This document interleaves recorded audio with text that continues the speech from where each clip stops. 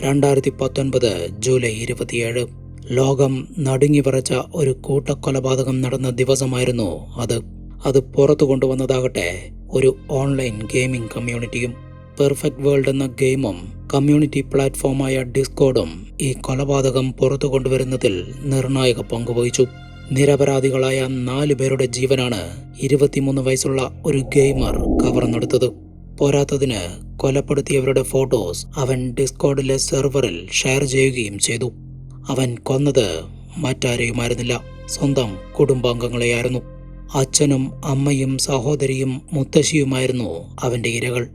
ആരായിരുന്നു ആ കൊലയാളി?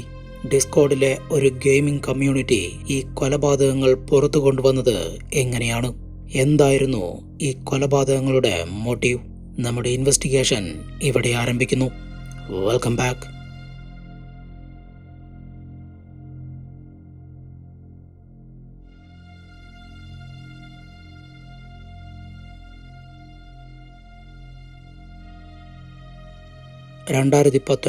ജൂലൈ 27 ലോകത്തിന്റെ പല ഭാഗങ്ങളിൽ നിന്നുമുള്ള 10-12ഓളം യുവാക്കൾ ഓൺലൈനിൽ ഒരു മൾട്ടിപ്ലെയർ ഗെയിം കളിച്ചുകൊണ്ടിരിക്കുകയായിരുന്നു. ഒപ്പം തന്നെ ഡിസ്കോർഡ് എന്ന കമ്മ്യൂണിറ്റി പ്ലാറ്റ്ഫോമിൽ അവരെല്ലാവരും പരസ്പരം ചാറ്റ് ചെയ്തും വോയിസ് മെസ്സേജുകൾ അയച്ചും ആശയവിനിമയം നടത്തുന്നുമുണ്ട്. പെർഫെക്റ്റ് വേൾഡ് എന്ന ഗെയിമാണ് അവർ കളിച്ചുകൊണ്ടിരിക്കുന്നത്. കളി പുരോഗമിച്ചുകൊണ്ടിരിക്കെ അതിലൊരു ഗെയിമർ ഡിസ്കോർഡ് സെർവറിൽ ഒരു മെസ്സേജ് അയച്ചു. ഞാൻ എൻ്റെ കുടുംബത്തെ ഒന്നടങ്കം കൊല്ലാൻ പോകുന്നു. അവരെ കൊലപ്പെടുത്തിയ കുറ്റത്തിന് ഞാൻ ജയിലിൽ പോവേണ്ടി വരുമെന്നുള്ളതിനാൽ ഒരുപക്ഷെ ഇതെൻ്റെ അവസാനത്തെ ഗെയിമായിരിക്കും. നിങ്ങളെ എല്ലാവരെയും ഞാൻ ഒരുപാട് മിസ് ചെയ്യും. ഇതായിരുന്നു ആ മെസ്സേജ്. ആര് കേട്ടാലും ഞെട്ടിപ്പോവുന്ന ഒരു മെസ്സേജായിരുന്നു അത്. പക്ഷേ മറ്റുള്ള ഗെയിമർമാർ ഇതൊന്നും കാര്യമാക്കിയെടുക്കാതെ കളി തുടർന്നു. അതിനൊരു കാരണമുണ്ടായിരുന്നു. ആ മെസ്സേജ് അയച്ചിരിക്കുന്നത് മെൻഹാസ് എന്ന ഗെയിമറാണ്. ഡിസ്കോർഡ് സെർവറിൽ പതിവായി മറ്റുള്ളവരെ അധിക്ഷേപിച്ചുകൊണ്ടും തെറിവിളിച്ചുകൊണ്ടും മെസ്സേജുകൾ അയക്കുന്ന ഗെയിമറാണ് മെൻഹാസ്. മറ്റുള്ളവരുടെ ശ്രദ്ധ പിടിച്ചുപറ്റാൻ അവൻ പലതും ചെയ്യാറുണ്ടായിരുന്നു. ഇതെല്ലാം ഡിസ്കോർഡ് പ്ലാറ്റ്ഫോമിന്റെ കമ്മ്യൂണിറ്റി ഗൈഡ് ലൈൻസിന് എതിരായിരുന്നതിനാൽ അവന്റെ അക്കൗണ്ട് കുറച്ചു കാലത്തേക്ക് ബാൻ ചെയ്യപ്പെട്ടതുമാണ്.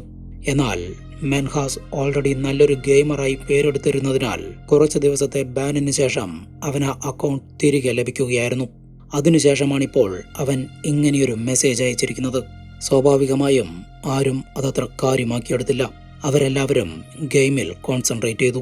കുറച്ചു മിനിറ്റുകൾക്ക് ശേഷം മെൻഹാസ് ചാറ്റ് ബോക്സിൽ ഒരു ഫോട്ടോ സെൻഡ് ചെയ്തു. അതിൻ്റെ അടിക്കുറിപ്പ് ഇങ്ങനെയാണ്: ഇതാണ് എൻ്റെ അമ്മ. തലയോട്ടി തകർന്ന് ചോരയിൽ കുളിച്ചു കിടക്കുന്ന ഒരു സ്ത്രീയുടെ ഫോട്ടോ കണ്ടതോടെ എല്ലാവരും ഒന്ന് നടുങ്ങി. സെക്കൻഡുകൾക്കുള്ളിൽ മറ്റൊരു ഫോട്ടോ കൂടി ചാറ്റ് ബോക്സിലെത്തി. കുറച്ചുകൂടി പ്രായമായൊരു സ്ത്രീയുടെ ഫോട്ടോ ആയിരുന്നു അത്. അവരും ചോരയിൽ കുളിച്ചു കിടക്കുകയാണ്. ചുരുക്കി പറഞ്ഞാൽ 2 മൃതദേഹങ്ങളുടെ ഫോട്ടോകളാണ് മെൻഹാസ് അയച്ചിരിക്കുന്നത്. ഇതോടെ എല്ലാവരും ഗെയിം സ്റ്റോപ്പ് ചെയ്തു. കാര്യമായ എന്തോ അത്യാഹിതം നടന്നിരിക്കുന്നു എന്ന് അവർക്ക് മനസ്സിലായി. പക്ഷേ മെൻഹാസ് ആണ് ഇത് ചെയ്യുന്നത് എന്നുള്ളത് കൊണ്ട് തന്നെ ഒരു സംശയം എല്ലാവർക്കും ഉണ്ടായിരുന്നു.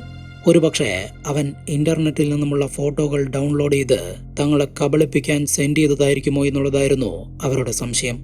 ഇതിനു പിന്നിലെ സത്യം കണ്ടെത്താൻ ആ കൂട്ടത്തിലെ ജോൺ എന്ന ഗെയിമർ തീരുമാനിക്കുന്നു. മെൻഹാസ് അയച്ച ഫോട്ടോകൾ ഡൗൺലോഡ് ചെയ്ത ജോൺ അത് തന്റെ ചില സുഹൃത്തുക്കൾക്ക് അയച്ചു കൊടുത്ത് ഈ ഫോട്ടോസ് ഇന്റർനെറ്റിൽ ലഭ്യമാണോ എന്ന് പരിശോധിക്കാൻ ആവശ്യപ്പെട്ടു. അവന്റെ സുഹൃത്തുക്കളിൽ ഒരാൾ ക്രിമിനൽ ജസ്റ്റിസ് വിദ്യാർത്ഥിയായ നിക്കോൾ ആയിരുന്നു. ആ ഫോട്ടോകൾ കണ്ടപ്പോൾ തന്നെ അത് യഥാർത്ഥ ഫോട്ടോകളാണെന്ന് നിക്കോളിന് മനസ്സിലായി. എന്നാലും അത് ഉറപ്പിക്കുന്നതിനായി അവൻ റിവേഴ്സ് ഗൂഗിൾ ഇമേജ് സെർച്ച് ഉപയോഗിച്ച് ആ ഫോട്ടോകൾ ഇന്റർനെറ്റിൽ അവൈലബിൾ ആണോ എന്ന് പരിശോധിക്കുന്നു. റിസൾട്ട് ഞെട്ടിക്കുന്നതായിരുന്നു. ആ ഫോട്ടോകൾ ഇന്റർനെറ്റിൽ ലഭ്യമല്ല. നിക്കോൾ ചിന്തിച്ചതുപോലെ തന്നെ അത് യഥാർത്ഥ ഫോട്ടോകളാവാനാണ് സാധ്യത. ഈ കാര്യം അവൻ ജോണിനെ അറിയിച്ചു. മെൻഹാസ് അയച്ചിരിക്കുന്നത് യഥാർത്ഥ ഫോട്ടോകളാണെന്ന് ജോൺ മറ്റുള്ള ഗെയിമർമാരെ അറിയിച്ചതോടെ എല്ലാവരും പരിഭ്രാന്തരായി. അവർ ഉടനടി പോലീസിന് വിവരം കൈമാറാൻ തീരുമാനിച്ചു. ഇവിടെ നിന്നാണ് ഈ കേസിലെ കോംപ്ലിക്കേഷൻസ് ആരംഭിക്കുന്നത്. ആര് പരാതി കൊടുക്കും? ഏത് രാജ്യത്ത് പരാതി കൊടുക്കും? ഇവരെല്ലാവരും പരിചയപ്പെട്ടിരിക്കുന്നത് ഓൺലൈനിലൂടെയാണ്. പലരും പല രാജ്യങ്ങളിൽ നിന്നുമുള്ളവരാണ്. അതിൽ തന്നെ സ്വന്തം ഐഡന്റിറ്റി പോലും വെളിപ്പെടുത്താതെ ഗെയിമിലെ പ്ലെയർ നെയിമിലാണ് പലരും അറിയപ്പെടുന്നത്. മെൻഹാസ് എന്നത് ഒറിജിനൽ നെയിമാണോ, അവൻ ഏത് രാജ്യത്താണ് താമസിക്കുന്നത്, ഇങ്ങനെയുള്ള കാര്യങ്ങളൊന്നും ആർക്കും അറിയില്ല. പോരാത്തതിന് പെർഫെക്റ്റ് വേൾഡ് ഗെയിമിൽ മെൻഹാസ് എന്ന പേരിൽ ആയിരക്കണക്കിന് അക്കൗണ്ടുകളുണ്ട്. അതുകൊണ്ട് തന്നെ എവിടെ പരാതി കൊടുക്കും, ആർക്കെതിരെ പരാതി കൊടുക്കും? അതായിരുന്നു പ്രധാന പ്രശ്നം. ഈ സമയത്താണ് കോസ്റ്റാറിക്കയിൽ നിന്നുമുള്ള ജൂനിയർ എന്ന പ്ലെയർ നെയിമിൽ അറിയപ്പെടുന്ന ഗെയിമർ മുന്നോട്ട് വന്നത്. മെൻഹാസുമായി നിരവധി തവണ ചാറ്റ് ചെയ്തിട്ടുള്ള വ്യക്തിയാണ് ജൂനിയർ. അവന്റെ അറിവ് വെച്ച് മെൻഹാസ് അമേരിക്കയിൽ നിന്നുമുള്ള വ്യക്തിയാവാൻ സാധ്യതയുണ്ട്. ഈ ഒരു പ്രതീക്ഷയിൽ ജൂനിയർ അമേരിക്കൻ പോലീസുമായി ബന്ധപ്പെടുകയും എല്ലാ കാര്യങ്ങളും അവരോട് തുറന്നു പറയുകയും ചെയ്തു. സംഭവത്തിന്റെ സീരിയസ്നെസ് മനസ്സിലാക്കിയ അമേരിക്കൻ പോലീസ് അതിവേഗത്തിൽ അന്വേഷണം ആരംഭിച്ചെങ്കിലും മെൻഹാസ് അമേരിക്കക്കാരനല്ല എന്നുള്ളതായിരുന്നു അവരുടെ കണ്ടെത്തൽ. എത്രയും പെട്ടെന്ന് അവന്റെ IP അഡ്രസ് കണ്ടെത്തുന്നതിനായി ജൂനിയർ മെൻഹാസിന് തുടർച്ചയായി മെസ്സേജുകൾ അയച്ചു. തുടക്കത്തിൽ ഒന്നിനും മറുപടി ലഭിച്ചില്ല. പക്ഷേ കുറച്ചു നേരം കഴിഞ്ഞതും ഡിസ്കോർഡ് സെർവറിൽ വീണ്ടും അവന്റെ മെസ്സേജുകൾ വരാൻ തുടങ്ങി. ഇത്തവണ കാര്യങ്ങൾ കൂടുതൽ സങ്കീർണമായി. മെൻഹാസിന്റെ മെസ്സേജ് ഇങ്ങനെയായിരുന്നു: കുറച്ചു നേരം മുൻപ് ഞാൻ എൻ്റെ അമ്മയെയും മുത്തശ്ശിയെയും കൊലപ്പെടുത്തിയെന്ന് പറഞ്ഞപ്പോൾ നിങ്ങൾക്ക് വിശ്വസിക്കാൻ കഴിഞ്ഞിട്ടുണ്ടാവില്ല. എന്നാൽ അത് സത്യമാണ്. എൻ്റെ അച്ഛനും സഹോദരിയും ഇപ്പോൾ വീട്ടിലില്ല. ഉടനടി അവർ തിരിച്ചു വരും. അതോടെ അവരും കൊല ചെയ്യപ്പെടും. ഈ മെസ്സേജ് കൂടി കണ്ടതോടെ എല്ലാ ഗെയിമർമാരും ഉണർന്ന് പ്രവർത്തിക്കാൻ തുടങ്ങി. എങ്ങനെയെങ്കിലും മെൻഹാസിന്റെ IP അഡ്രസ് കണ്ടെത്തി ബന്ധപ്പെട്ട അധികാരികളെ വിവരമറിയിച്ച് മറ്റു കൊലപാതകങ്ങൾ തടയുന്നതിനായി അവർ ശ്രമങ്ങൾ ഊർജിതമാക്കി. കൂട്ടത്തിലൊരു ഗെയിമർ തന്റെ സൈബർ എക്സ്പേർട്ടായ സുഹൃത്തിന്റെ സഹായത്തോടെ മെൻഹാസിന്റെ ലൊക്കേഷൻ കണ്ടെത്താനുള്ള ശ്രമങ്ങൾ നടത്തി. ഒടുവിൽ IP അഡ്രസ് വെച്ച് മെൻഹാസ് കാനഡയിലെ ടൊറന്റോയിലാണുള്ളത് എന്ന് കണ്ടെത്തി. പക്ഷേ അതിനോടകം അവൻ മറ്റൊരു കൊലപാതകം കൂടി നടത്തി കഴിഞ്ഞിരുന്നു. ഈ ഫോട്ടോ ഞാൻ കൊന്ന എൻ്റെ സഹോദരിയുടേതാണെന്ന് പറഞ്ഞ് അവൻ മറ്റൊരു ഫോട്ടോ കൂടി പോസ്റ്റ് ചെയ്തു. ഇനി ഞാൻ എൻ്റെ അച്ഛനു വേണ്ടി കാത്തിരിക്കുന്നു എന്നും ആ മെസ്സേജിൽ പറയുന്നുണ്ട്. ഉടനടി ചില ഗെയിമർമാർ കാനഡയിലെ ടൊറന്റോ പോലീസുമായി ബന്ധപ്പെട്ട് എല്ലാ കാര്യങ്ങളും ഷെയർ ചെയ്തു. ടൊറന്റോ പോലീസ് അതിവേഗത്തിൽ നടപടികൾ ആരംഭിച്ചു.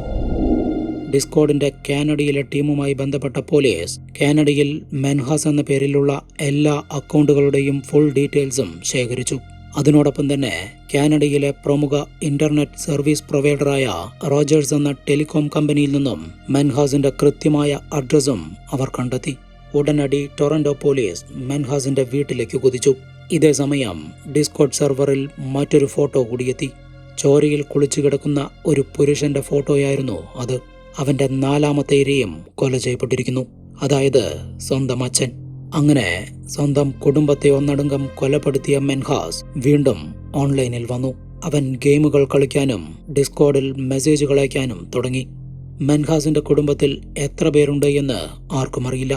അതുകൊണ്ട് തന്നെ ഇനി എത്ര പേർ കൊല ചെയ്യപ്പെടുമെന്നറിയാത്ത ആശങ്കയിലായിരുന്നു മറ്റു ഗെയിമർമാർ. ഇതേ സമയം ഒന്റാരിയോയിലെ മർക്കം സ്ട്രീറ്റ് പോലീസ് വാഹനങ്ങളെ കൊണ്ട് നിറഞ്ഞു. പ്രദേശവാസികൾ കാര്യമറിയാതെ പരിഭ്രാന്തരായി. ബംഗ്ലാദേശിൽ നിന്നും കാനഡയിലേക്ക് മൈഗ്രേറ്റ് ചെയ്ത ഒരു കുടുംബത്തെ അന്വേഷിച്ചാണ് പോലീസ് എത്തിയിരിക്കുന്നത്. അവർ മർക്കം സ്ട്രീറ്റിലെ ഒരു വീടിന് മുന്നിലെത്തി ഡോർ ബെല്ലടിച്ച് പുറത്ത് കാത്തുനിന്നു. അതേ സമയത്ത് തന്നെ ഡിസ്കോർഡ് സെർവറിൽ മെൻഹാസിന്റെ അവസാനത്തെ മെസ്സേജ് എത്തി. അത് ഇങ്ങനെയാണ്: എൻ്റെ വീടിന് മുന്നിൽ പോലീസ് എത്തിക്കഴിഞ്ഞു. ഞാൻ പോകുന്നു. എല്ലാവരോടും വിട ചോദിക്കുന്നു. ഇത്രയും പറഞ്ഞതിനു ശേഷം മെൻഹാസ് വീടിന്റെ ഡോർ ഓപ്പൺ ചെയ്തു. അകത്തു കയറിയ പോലീസുകാർ കണ്ടത് നടുക്കുന്ന കാഴ്ചകളായിരുന്നു. ആ വീടിന്റെ പല സ്ഥലങ്ങളിലായി ചോരയിൽ കുളിച്ചു കിടക്കുന്ന 4 മൃതദേഹങ്ങൾ കാണാം. 3 സ്ത്രീകളും ഒരു പുരുഷനും. എല്ലാവരുടെയും തല ഇരുമ്പ് വടി കൊണ്ട് അടിച്ചു തകർത്തിരിക്കുന്നു. കഴുത്ത് കത്തികൊണ്ട് അറുത്തിരിക്കുന്നു. ശരീരമാസകലം മുറിവുകൾ കാണാം. അതിക്രൂരമായ കൊലപാതകങ്ങളാണ് നടന്നിരിക്കുന്നത്. സ്ഥലത്തെത്തിയ മെഡിക്കൽ ടീം നടത്തിയ പരിശോധനയിൽ 4 പേരും മരിച്ചു എന്നുള്ള കാര്യം സ്ഥിരീകരിച്ചു. ആ മൃതദേഹങ്ങൾക്കരികിൽ ഒരു കൂസലുമില്ലാതെ നിൽക്കുകയായിരുന്നു മെൻഹാസ് എന്ന പ്രതി. അപ്പോഴും അവന്റെ കമ്പ്യൂട്ടർ ഓണാണ്. അതിൽ ഒരു ഗെയിം പ്ലേ ആയിക്കൊണ്ടിരിക്കുന്നതും കാണാം. പോലീസുകാരെ കണ്ട മെൻഹാസിന്റെ മുഖത്ത് ഒരു പരിഭ്രമവും ഉണ്ടായിരുന്നില്ല. രക്ഷപ്പെടാനുള്ള ഒരു ശ്രമവും അവൻ നടത്തിയതുമില്ല. മെൻഹാസ് അറസ്റ്റ് ചെയ്യപ്പെട്ടു. തുടർന്ന് നടന്ന ചോദ്യം ചെയ്യലിലാണ് ഈ കൊലപാതകങ്ങളുടെ യഥാർത്ഥ കാരണം പുറത്തു വന്നത്. ബംഗ്ലാദേശിൽ കടുത്ത സാമ്പത്തിക പ്രയാസങ്ങൾക്കിടയിലായിരുന്നു മൊണിറുസ് സമാനും അദ്ദേഹത്തിന്റെ ഭാര്യ മുംതാസ് ബീഗവും ജീവിച്ചിരുന്നത്. മെച്ചപ്പെട്ടൊരു ജീവിതം തേടി 1980കളിലാണ് അവർ കാനഡയിലെത്തുന്നത്. കാനഡയിൽ ഒരു ടാക്സി ഡ്രൈവറായി ജോലി ചെയ്യാൻ തുടങ്ങിയ മൊണിറോസ് കഠിനാധ്വാനത്തിലൂടെ അത്യാവശ്യം പണം സമ്പാദിക്കാൻ തുടങ്ങി. ഇതോടെ തന്റെ അമ്മ ഫിറോസ ബീഗത്തെയും അദ്ദേഹം കാനഡയിലേക്ക് കൊണ്ടുവന്നു. 1996 അവർക്കൊരു ആൺകുഞ്ഞ് ജനിച്ചു, മെൻഹാസ് സമാൻ. 98 മലീസ സമാൻ എന്ന പെൺകുട്ടിയും. 5 പേരടങ്ങുന്ന ആ കുടുംബം കാനഡയിൽ സന്തോഷകരമായ ജീവിതമാണ് നയിച്ചു വന്നിരുന്നത്. കാലം കടന്നുപോയി. കുട്ടികളെല്ലാവരും വളർന്നു വലുതായി. മകളെ ഒരു ഡോക്ടറും മകനെ എഞ്ചിനീയറുമാക്കണമെന്നതായിരുന്നു മൊണിറസിന്റെ ആഗ്രഹം. എന്നാൽ ഒരാളുടെ വരുമാനം മാത്രമുള്ള ആ കുടുംബത്തെ സംബന്ധിച്ച് അത് കുറച്ച് പ്രയാസമേറിയ കാര്യമായിരുന്നു. പഠനത്തിനെല്ലാം ഒത്തിരി ചിലവ് വരും. ഇതോടെ മലീസ പഠനത്തിനോടൊപ്പം പാർട്ട് ടൈം ജോബിനെല്ലാം പോയി തുടങ്ങി. എന്നാൽ മെൻഹാസിനെ ഒരു പ്രയാസവും അറിയിക്കാതെയാണ് വളർത്തിക്കൊണ്ടുവന്നത്. അവനെ ടൊറന്റോയിലെ യോർക്ക് യൂണിവേഴ്സിറ്റിയിൽ എഞ്ചിനീയറിംഗിന് വിടണമെന്നതായിരുന്നു മൊണിറസിന്റെ ആഗ്രഹം. അതിൻ പ്രകാരം മെൻഹാസ് എൻട്രൻസ് എക്സാമിനുള്ള തയ്യാറെടുപ്പുകൾ ആരംഭിച്ചു. പക്ഷേ ആദ്യ ശ്രമം പരാജയപ്പെട്ടു. കുടുംബം ഒന്നടങ്കം ഉറ്റുനോക്കിക്കൊണ്ടിരുന്ന എക്സാമിൽ പരാജയപ്പെട്ടത് മെൻഹാസിനെ വിഷമത്തിലാക്കി. അടുത്ത തവണ എത്ര കഷ്ടപ്പെട്ടിട്ടാണെങ്കിലും ഞാൻ എൻട്രൻസ് എക്സാം പാസ്സാവുമെന്ന് അവൻ കുടുംബത്തിന് ഉറപ്പു നൽകി. ആ ഒരു മാനസിക സമ്മർദ്ദം മെൻഹാസിന്റെ പഠനത്തെ ബാധിച്ചു എന്ന് തന്നെ പറയാം. അവൻ വീണ്ടും പരാജയപ്പെട്ടു.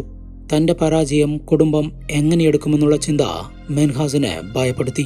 ഒടുവിൽ അവനൊരു തീരുമാനമെടുത്തു. എൻട്രൻസ് പാസ്സായി എന്ന് നുണ പറയുക. പിന്നീട് അങ്ങോട്ട് നുണ കൊണ്ട് നിറഞ്ഞതായിരുന്നു മെൻഹാസിന്റെ ജീവിതം.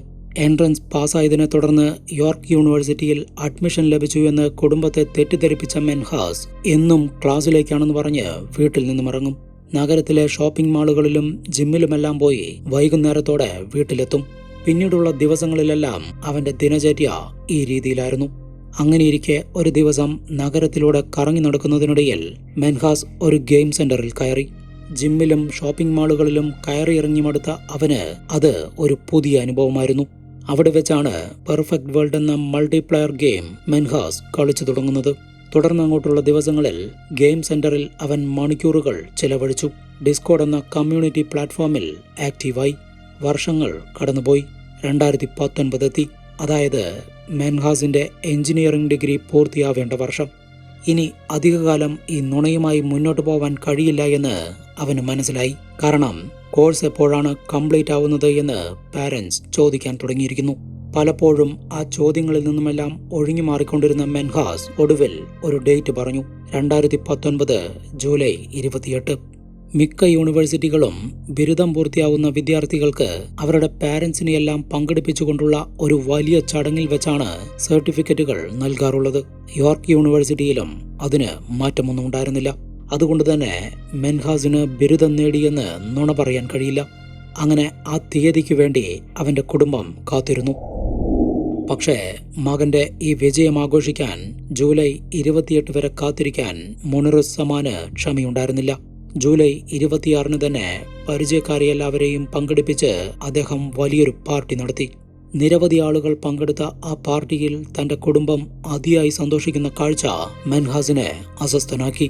തന്റെ വിജയത്തിൽ ഇത്രയധികം സന്തോഷിക്കുന്ന കുടുംബം യഥാർത്ഥത്തിൽ താനൊരു പരാജയമാണെന്ന് തിരിച്ചറിയുമ്പോൾ എത്രത്തോളം വിഷമിക്കുമെന്നോർത്ത് അവൻ മാനസികമായി തകർന്നു.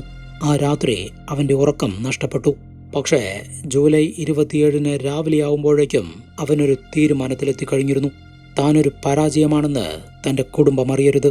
അതിനുള്ള ഏകമാർഗം കൊലപാതകമാണെന്ന് മെൻഹാസ് മനസ്സിൽ ഉറപ്പിച്ചു. ജൂലൈ 27 അച്ഛനും സഹോദരിയും ജോലിക്ക് പോയ സമയം നോക്കി അവൻ ആദ്യത്തെ കൊലപാതകം നടത്തി.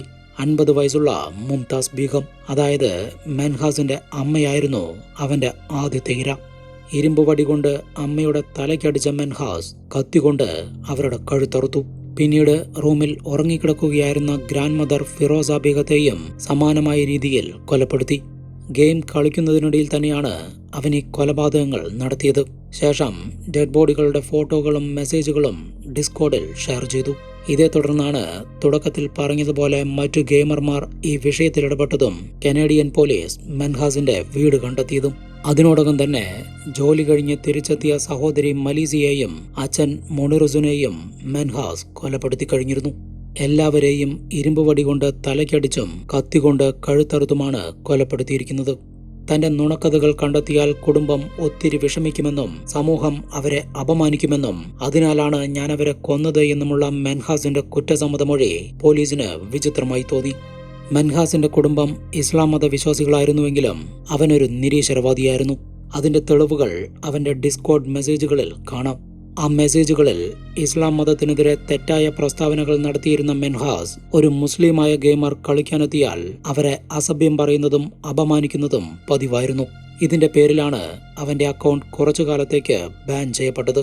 കുടുംബത്തെ ഒന്നടങ്കം കൊല ചെയ്യുന്നതിന് പകരം എന്തുകൊണ്ടാണ് ആത്മഹത്യയെക്കുറിച്ച് ചിന്തിക്കാതിരുന്നത് എന്നുള്ള ചോദ്യത്തിനുള്ള മെൻഹാസിന്റെ ഉത്തരവും വിചിത്രമായിരുന്നു. താനൊരു നിരീശ്വരവാദിയായതുകൊണ്ട് തന്നെ മരണാനന്തര ജീവിതത്തിൽ തനിക്ക് വിശ്വാസമില്ല. ഒരാൾ ഒരിക്കൽ മാത്രമേ ജനിക്കുകയും മരിക്കുകയും ചെയ്യൂ. എൻ്റെ കുടുംബത്തെ കൊന്നതിലൂടെ ഞാൻ അവരെ നാണക്കേടിൽ നിന്നും രക്ഷിക്കുകയാണ് ചെയ്തത്. അതൊരു പാപമായും ഞാൻ കരുതുന്നില്ല. കാരണം പാപമോ പുണ്യമോ ഇല്ല എന്നാണ് ഞാൻ വിശ്വസിക്കുന്നത്.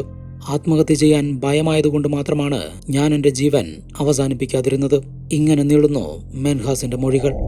ക്രൈം സീനിൽ നിന്നും തെളിവുകളെല്ലാം ലഭിക്കുകയും പ്രതി കുറ്റസമ്മതം നടത്തുകയും ചെയ്തതോടെ നിയമ നടപടികൾ വേഗത്തിലായി. 2020 കേസിലെ വിചാരണ പൂർത്തിയാക്കിയ കോടതി പ്രതിക്കുള്ള ശിക്ഷ വിധിച്ചു.